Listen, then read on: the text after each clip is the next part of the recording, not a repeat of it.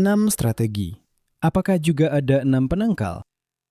Amerika Serikat tengah bersiap menghadapi kampanye terpenting dalam Perang Iran, perebutan Selat Hormuz.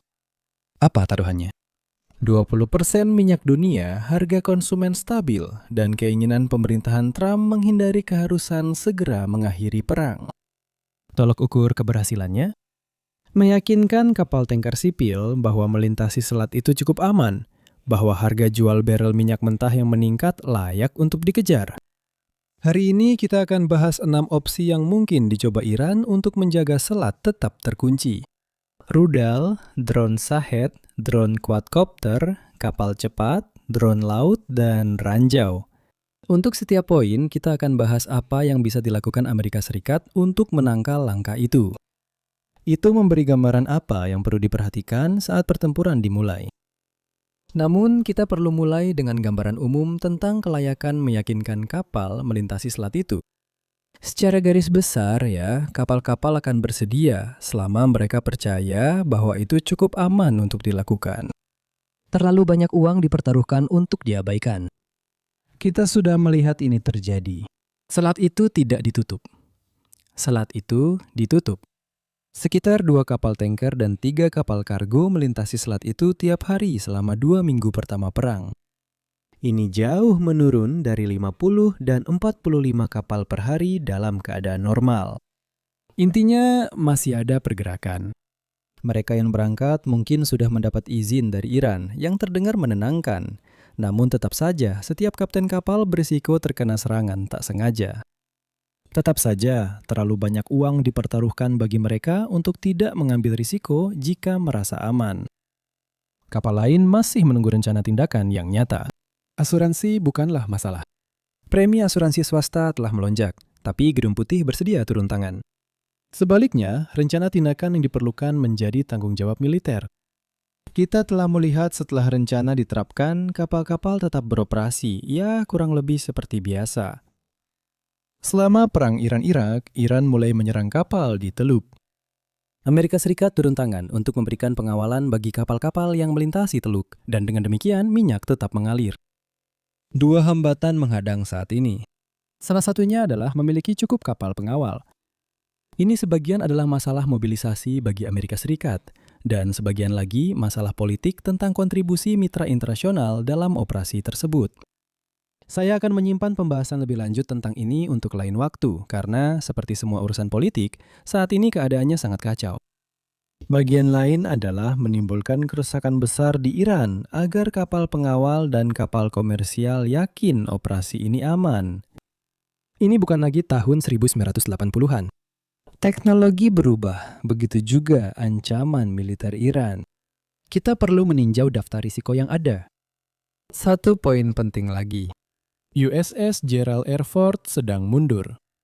Penempatannya melebihi durasi standar karena menjadi satu-satunya kapal induk yang dikirim ke Venezuela dan kembali ke Timur Tengah. Kru kapalnya kelelahan dan kamar mandinya tidak dapat diandalkan. Puncaknya terjadi kebakaran di ruang cuci. Aset utama Amerika Serikat di wilayah ini harus kembali ke pangkalan untuk diperbaiki. Selanjutnya adalah George H.W. Bush yang sudah bersertifikat siap tempur, tapi jadwal penempatannya masih belum jelas. Hal itu bisa memperlambat kemampuan militer Amerika Serikat menangani ancaman Iran di selat tersebut. Mari kita bahas ancaman pertama. Rudal ditembakkan ke kapal yang melintas. Ini kemungkinan paling berbahaya, namun Iran tetap menghadapi masalah di tingkat tinggi maupun rendah. Di tingkat tinggi, sejak awal perang, prioritas utama Amerika Serikat adalah melemahkan kemampuan rudal Iran dengan membom setiap peluncur yang diketahui. Rencana itu tampaknya berhasil. Inilah tampilan peluncuran rudal harian Iran. Banyak sekali di hari pertama, tapi kemudian langsung menurun tajam. Kini muncul pertanyaan, apakah Iran sengaja menyimpan cadangan besar untuk nanti? Saya yakin masih ada sedikit kebenaran dalam hal itu. Namun masalah Iran yang lebih besar adalah jika disimpan, Amerika Serikat bisa saja menghancurkannya sebelum sempat digunakan. Menurut saya, kejadian Rabu itu sangat memberi pelajaran. Israel menyerang ladang gas South Pars, bukan South Park. Saya tunda dulu pertanyaan soal strategi Israel. Tapi South Pars adalah aset ekonomi utama Iran, ladang gas alam terbesar di dunia. Ini tipe hal yang perlu Anda balas agar Israel tidak mencoba lagi. Iran membalas dengan sekitar 30 rudal lebih banyak dari biasanya tanpa serangan lanjutan keesokan harinya. Maaf jika grafik ini kurang jelas, tapi data terbaik hanya menunjukkan rata-rata bergerak 3 hari. Intinya, ya, Iran tampaknya memang menyimpan sesuatu sebagai cadangan. Hanya saja jumlahnya tidak terlalu banyak. Namun, ketersediaan rudal anti kapal masih belum jelas. Target-target ini akan menjadi prioritas ketiga bagi Amerika Serikat setelah sistem anti pesawat dan kemudian rudal yang telah disebutkan sebelumnya yang ditujukan untuk menyerang target berbasis darat. CENTCOM baru saja umumkan serangan khusus ke target-target tersebut. Kita tidak mendapat keuntungan melihat data peluncuran karena Iran belum mengaktifkan bagian ini dalam upaya perangnya. Pada tingkat yang lebih rendah, sebenarnya menggunakannya akan segera menimbulkan masalah bagi Iran.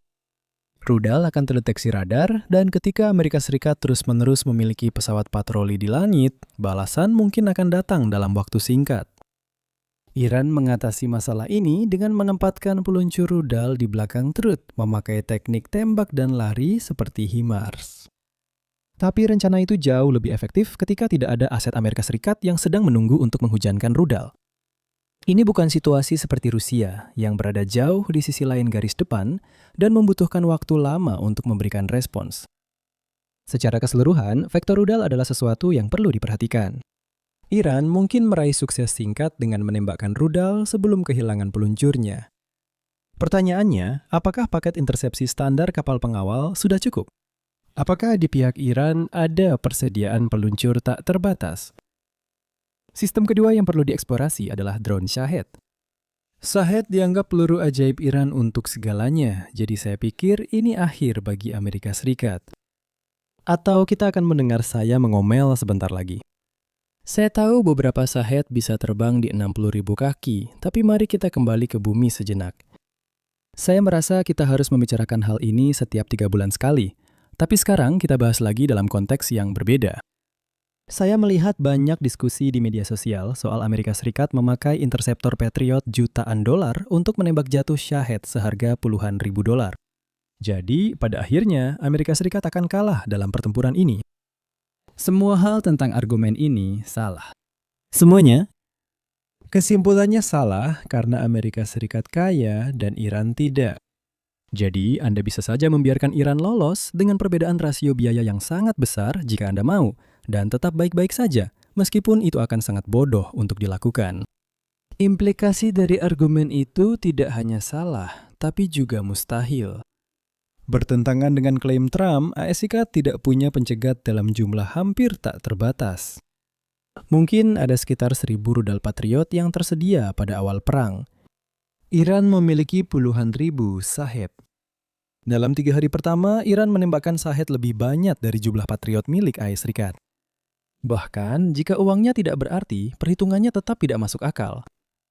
Amerika Serikat secara fisik tidak bisa mencegat Shahed seperti ini.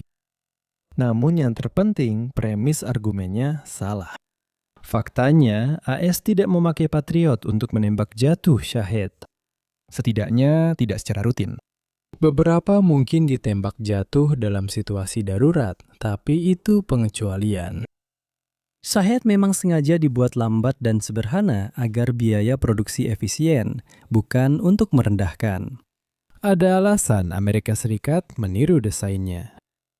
Walau begitu, karena Shahed lambat dan sederhana, F-35 bisa dikirim untuk mencegatnya.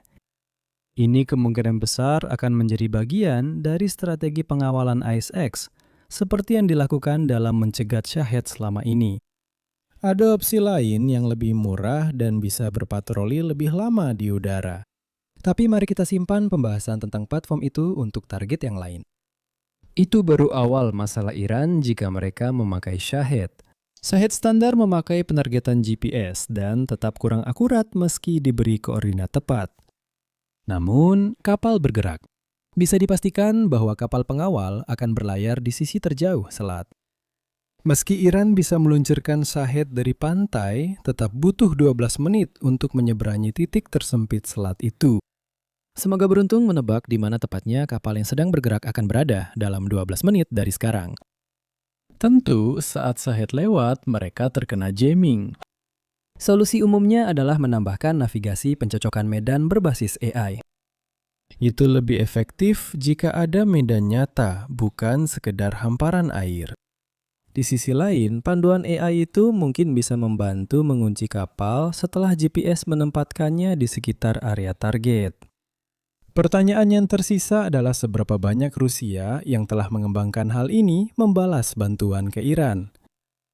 Namun Shahed tetap lambat dan mudah menjadi sasaran pengawal udara yang mungkin berpatroli di selat itu. Iran sebaiknya menggunakan Shahed untuk serangan darat secara berkelompok. Oleh karena itu, yang satu ini bukanlah kekhawatiran besar secara keseluruhan. Bagaimana dengan jenis drone kedua, quadcopter klasik yang sudah lama dikenal? Secara teori, ini bisa berhasil meskipun mereka tidak memberikan kerusakan sebesar Shahed. Kita tahu Ukraina atau entah siapa telah melakukan ini pada beberapa target armada bayangan Rusia. Perbedaannya di sana adalah ada pengawalan Amerika Serikat. Angkatan Laut Rusia tak punya kapal untuk melacak semua armada bayangannya. Sebaliknya, Teluk cukup kecil sehingga Amerika Serikat bisa mengawalnya dengan baik.